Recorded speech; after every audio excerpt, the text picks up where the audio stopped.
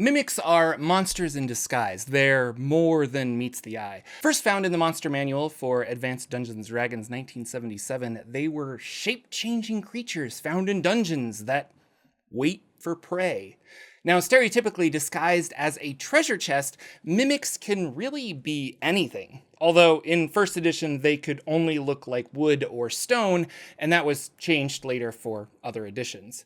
Not innately evil, these creatures can communicate if their intelligence is high enough.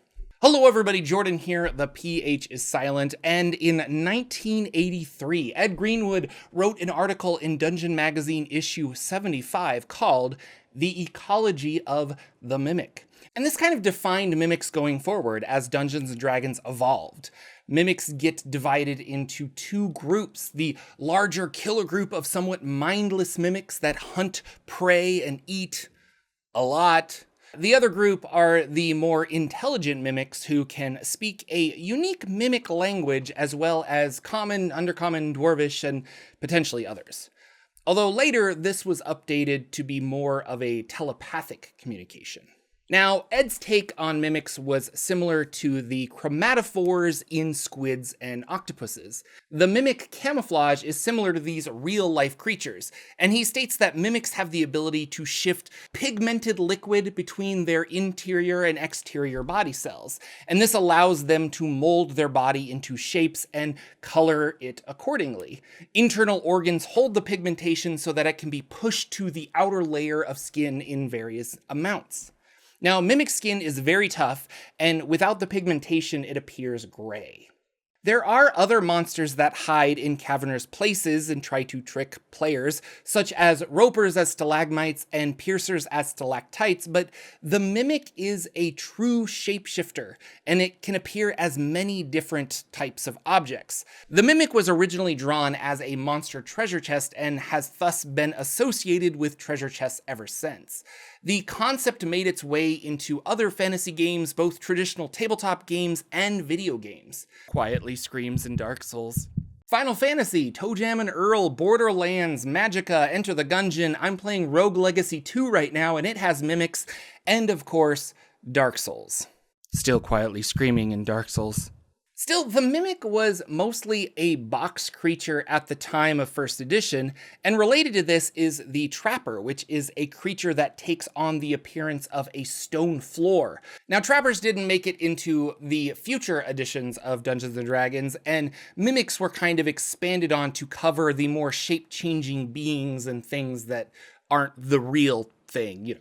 Mimics, maybe due to the name, were just more popular, and they were thus extrapolated on for later editions. You could have small mimics like mimic coins or toys, or mimics so large that they take on the appearance of a house.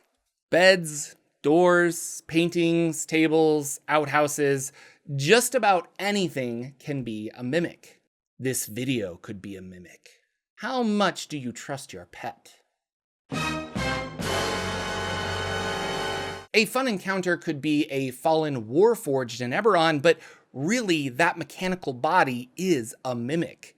Now in Spelljammer, there are asteroid-sized mimics that hide in wild space. Kobold Press in Tome of Beasts, the first one, has a dune mimic that I rather enjoy, desert sand mimic, and a map mimic, a tiny map that will bite your hand.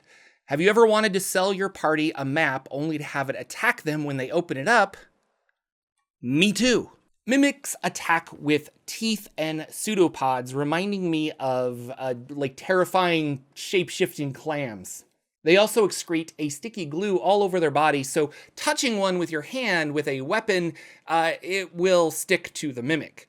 And their challenge rating might not be very high, but when a player character can suddenly not use their sword because it's stuck to the side of the mimic, well, that changes things.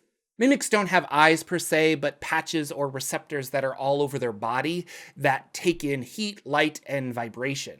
These can be overwhelmed with bright flashes or loud sounds, and historically, mimics can't stand sunlight, and so you'll only really find them in dark places. Kind of like the owlbear, we don't know if mimics came about naturally or if they were created by some weird wizard long ago through experimentation.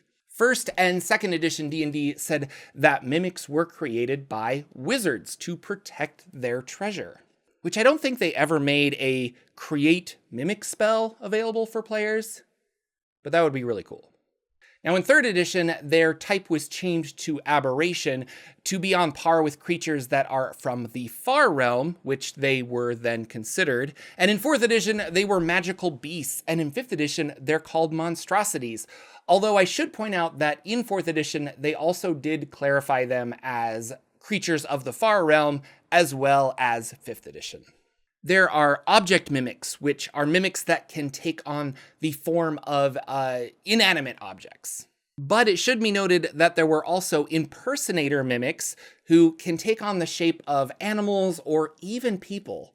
And these mimics could somehow steal the memories of their victims, which really makes them play out more like doppelgangers than mimics. When Tasha's Cauldron of Everything was released, it had some magical phenomena mentioned in the environmental hazard sections, specifically mimic colonies. Here, mimics communicate telepathically, and if their intelligence is high enough, they bond together and form small communities. They work together to form buildings, bridges, statues, cliff faces. The multiple mimics can stick to one another and create larger structures. Now, a colony of mimics like this, they want to survive. The fact that these mimics were smart enough to join together for survival, they don't want to mess that up. They don't want to lose that protection. If an adventuring party walks in and it looks like they're about to take out the entire colony, mimics will bargain with them, communicating telepathically with the player characters. Mimics, at least in D&D, don't have a base form that I could find, and I got curious if anyone out there did, but turns out Pathfinder has dug into this, and they have a base form mimic, which are just weird, gooey, kind of ditto-looking mimics with large teeth. They always seem to have a mouth full of teeth.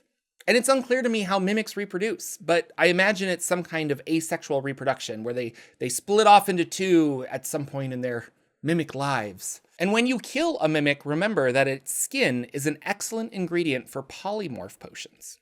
Mimics have been a fantastic tool for dungeon masters to throw at their party. Too many mimics, though, and your party members will become overcautious, poking everything with a stick, as exploration will slow to a crawl.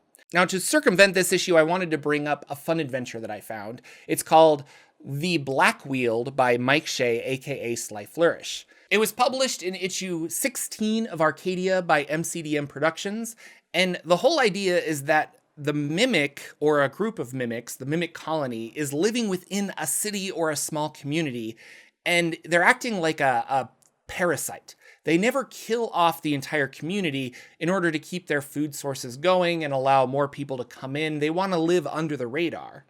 Now, there is additional story here and I guess lore for the mimics, as these mimics can erase a person's memories. So if a mimic eats a person, they can erase the memories of that person from the general population. So people forget that they had a brother or a husband.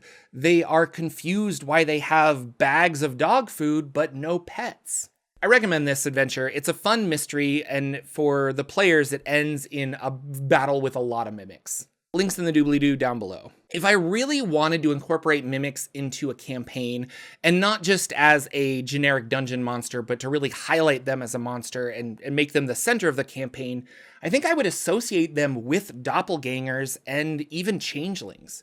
Perhaps in the far realm, there is a original mimic, an original shape changer, and something that can change into any and all shapes.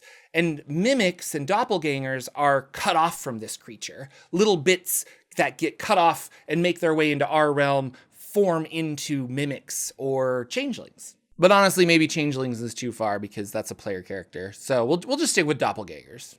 The Forgotten Realms had a famous mimic that took up the form of a statue in Waterdeep, and it lived there far longer than it should have, eating various humans and animals throughout the night as they came walking by.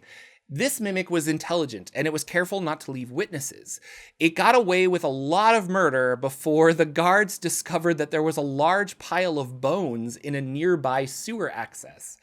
Eventually, poking the statue with a spear, the mimic was discovered and put to death.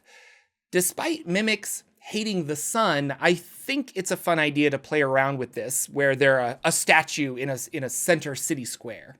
The bones in this instance were the key to discovering the mimic. So remember, kids, treasure chest near some bones, run along home. Treasure chest with some gold, be sure to hold. It's probably still just a mimic. It's a horde mimic now, which is a thing. That's it. Thanks for watching, everyone. Links to all of the resources for this video are down below. Thank you, patrons, for supporting this YouTube channel. And if you're interested in D&D lore or ideas for your future campaigns, check out this channel and subscribe. And I will see you all in the next video.